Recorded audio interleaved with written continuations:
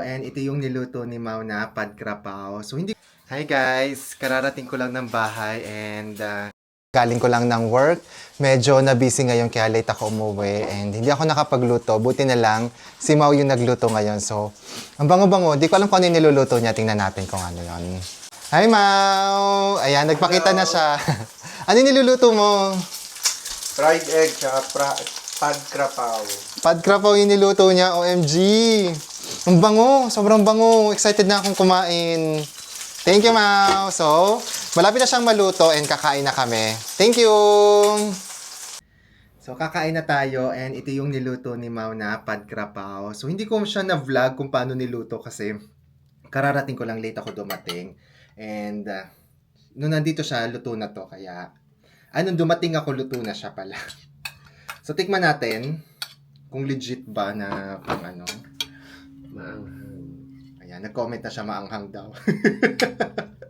Tapos meron din pa siyang paitlog. Ayan. Tikman natin. Nakakagutom talaga kapag kapag gabi. Lalo na pagdating mo sa sa work.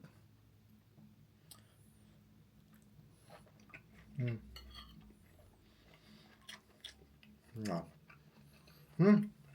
Hindi manghang. Masarap. Hindi lang sa parang sa Thai, yung nakain, kung pumunta kami ng Thailand, hindi siya level. Kasi parang kulang sa basil.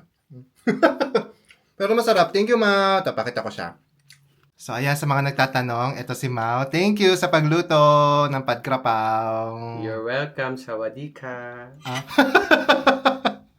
Ayan, kakain na po muna kami.